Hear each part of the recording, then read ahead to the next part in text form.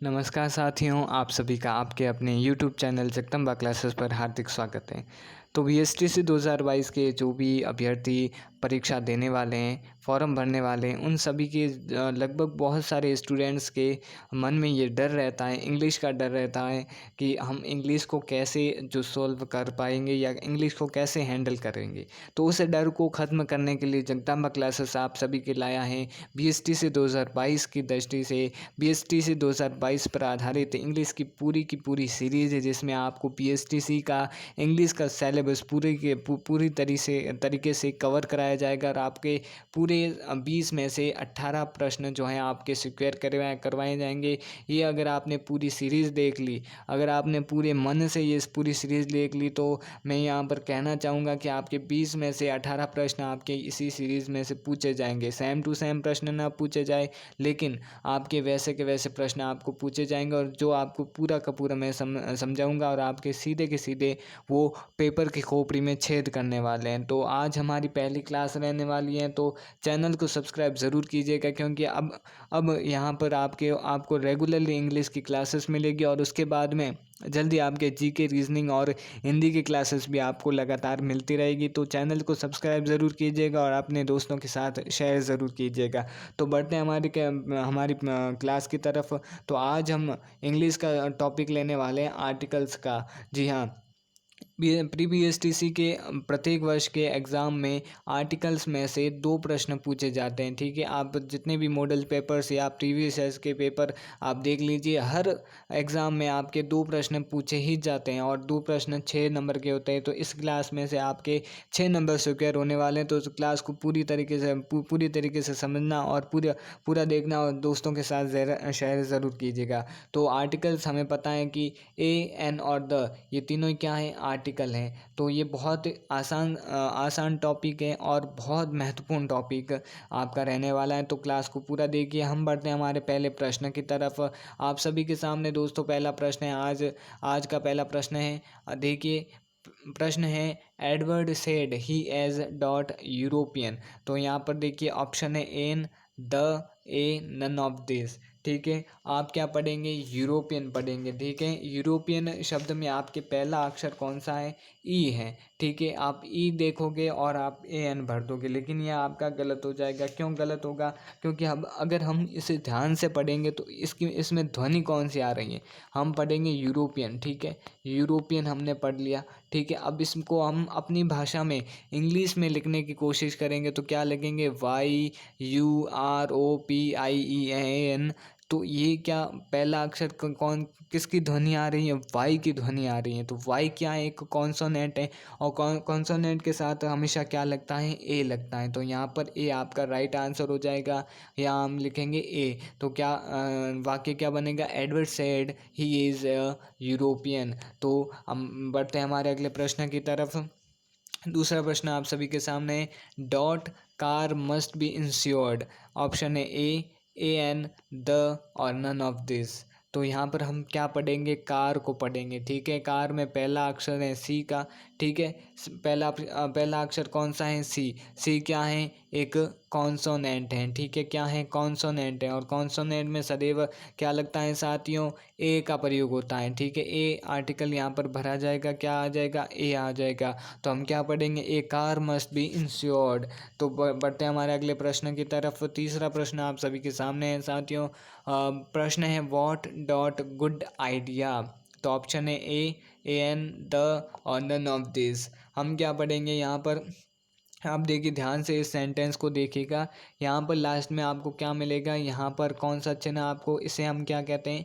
विस्मयादिबोधक चिन्ह कहते हैं। इंग्लिश में हम कहें तो एक्सक्लेमेटरी सेंटेंस। ठीक है, एक्सक्लेमेटरी सेंटेंस यानी कि विस्मयादिबोधक वाक्य में सदैव जो है इंग्लिश में आपके कौन सा आर्टिकल भरा जाएगा? ए आर्टिकल भरा जाता है सदैव। ठीक है, जहाँ भी एक्सक्लेमेटरी सेंटेंस हो, ऐसा चिन्ह हो, विस्मयादिबोधक चिन्ह हो, वहाँ पर सदैव ए का प्रयोग होता है। तो यहाँ पर क्या आ जाएगा? ए ऑप्शन सही हो जाएगा। तो सेंटेंस क्या बनेगा? What a good idea. तो बढ़ते हैं हमारे अगले चौथे प्रश्न की तरफ। साथियों, अगला प्रश्न, चौथा प्रश्न है, it is quite dot different problem. Option है a an, the, none of this. यहाँ पर आपको क्या मिलेगा देखने को, डिफरेंट आप देखोगे। और यहाँ पर डी लिखा हुआ है, कॉन्सोनेंट है, क्या डी क्या है, कॉन्सोनेंट है, आप ए भर दोगे। यहाँ पर आपका जो क्वेश्चन है वो सही हो जाएगा। लेकिन आपको यहाँ पर एक और ध्यान देना है इस प्रश्न में। यहाँ पर क्या लिखा हुआ है, क्वाइट लिखा है, ठीक है। तो क्वाइट हो गया, मैनी हो गया, सच हो गया और रेदर, ठीक है। ये चार अगर वाक्य आप शब्द आपके अगर किसी भी सेंटेंस में हो, कौन कौन से, क्वाइट, मैनी, सच और रेदर, ठीक है। ये चार आपके वाक्य किसी चार शब्द किसी भी वाक्य में आए तो वहाँ पर सदैव जो है वो ए का प्रयोग होता है। कौन से आर्टिकल का प्रयोग होता है, एक ए आर्टिकल का प्रयोग होता है। तो सेंटेंस क्या बनेगा, it is quite a different problem. तो हम बढ़ते हैं हमारे अगले पांचवें प्रश्न की तरफ। पांचवा प्रश्न आप सभी के सामने है दोस्तों। लिखा है dot, United Nation is a powerful country, ठीक है। ऑप्शन है a an, the, a, none of this. तो यहाँ पर आप क्या देखेंगे, यूनाइटेड नेशन। यूनाइटेड नेशन क्या है, किसका नाम है, एक देश का नाम है, ठीक है। एक देश का नाम यानी कि वो यूनिकनेस है, अद्वितीय है उसके।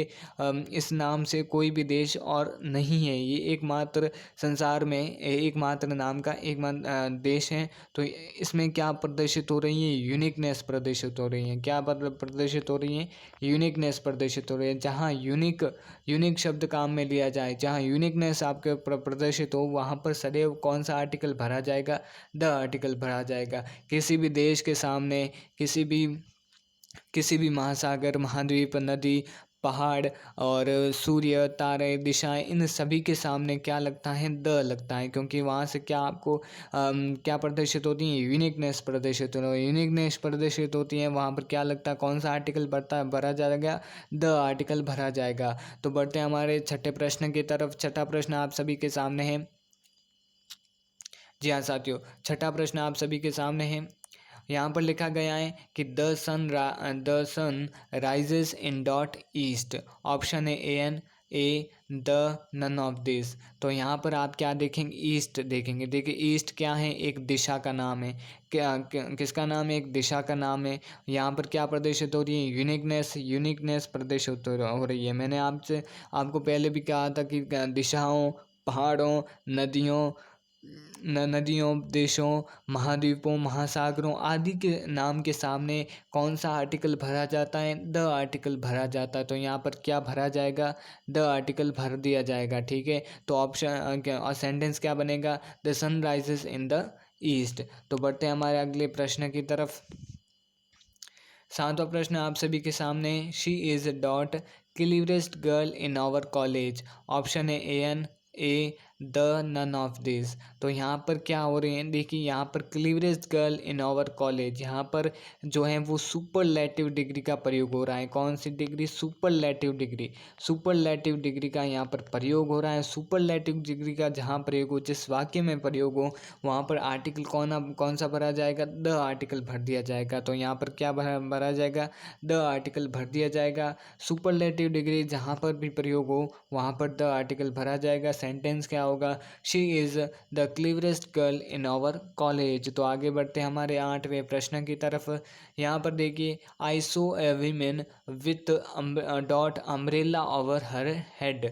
तो ऑप्शन है a an, the, none of this. तो यहाँ पर आप क्या पढ़ेंगे, ये एकदम आसान सा क्वेश्चन है। यहाँ पर आप पढ़ेंगे अम्ब्रेला को, ठीक है। अम्ब्रेला में यू क्या है, यू एक वॉवेल है, क्या है, वॉवेल है। वॉवेल के साथ सदैव क्या लगता है साथियों, ए एन लगता है, ठीक है। क्या लगता है, ए एन लगता है। तो यहाँ पर कौन सा आर्टिकल भरा जाएगा, ए एन भर दिया जाएगा। तो क्या हम क्या पढ़ेंगे, I saw women with an umbrella over her head.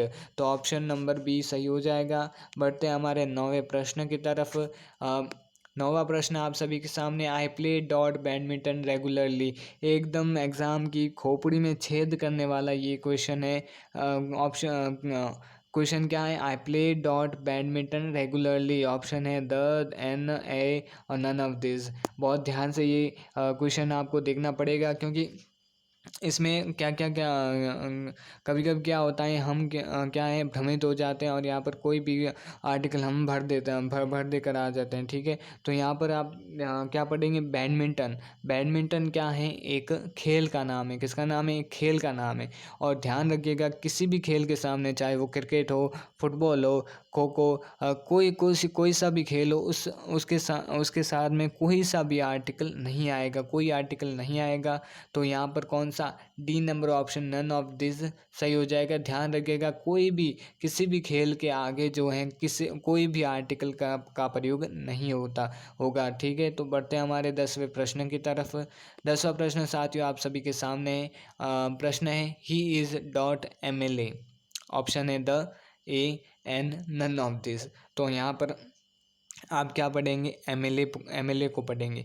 यहाँ पर पहला अक्षर M है जो कॉन्सोनेंट है। ठीक है, कॉन्सोनेंट के साथ ए का प्रयोग होता है, लेकिन यहाँ पर आपका ए गलत हो जाएगा। क्यों होगा, क्योंकि हमें ध्वनियों को ध्यान में देना है। किसको, ध्वनियों को ध्यान में देना है। अगर हम MLA को पढ़ेंगे, ध्यान से पढ़ेंगे, तो हम क्या पढ़ेंगे, MLA। अगर हम इसे हिंदी में लिखें तो क्या लिखेंगे, MLA। ठीक है, अब इसमें किसकी ध्वनि आ रही है, सबसे पहले MLA, ए की ध्वनि आ रही है। किसकी ध्वनि आ रही है, ए की ध्वनि आ रही है। तो ए क्या है, एक वोवेल है, और वोवेल के साथ सदैव कौन सा आर्टिकल भरा जाएगा साथियों, AN भरा जाएगा। तो यहाँ पर कौन सा, AN आर्टिकल भर दिया जाएगा, और सेंटेंस क्या बनेगा, ही इज़ एन MLA। तो ये आपको ध्यान में रखना पड़ेगा कि जो वोवेल की जो ध्वनि है, उसके जो वाक्य की जो शब्द की, जो वाक्य की ध्वनि है, उसके आधार पर आपको ये आर्टिकल भरना होता है। ठीक है, तो ये हमारी क्लास थी, और ये आपको कमेंट करके बताना है कि आपने इसमें से कितने आपके प्रश्न सही हो रहे हैं, और क्लास कैसी लगी ये भी आपको बताना है कमेंट करके। और चैनल को सब्सक्राइब ज़रूर कीजिएगा, क्योंकि आपको अब रेगुलरली आपके इंग्लिश की क्लासेस अब चलने वाली हैं, लगातार चलने वाली है। और हर नई क्लास में आपको हर नए नए टॉपिक आपको सीखने को मिलेंगे, देखने को मिलेंगे। हर टॉपिक से आपको क्लास में मैं लेकर आऊँगा, और आपका पूरा का पूरा सिलेबस मैं कवर करवाने वाला हूँ। तो चैनल को सब्सक्राइब ज़रूर कीजिएगा। क्लास कैसी लगी कमेंट करके ज़रूर बताइएगा, और अपने दोस्तों के साथ शेयर ज़रूर कीजिएगा। थैंक यू, धन्यवाद, जय हिंद।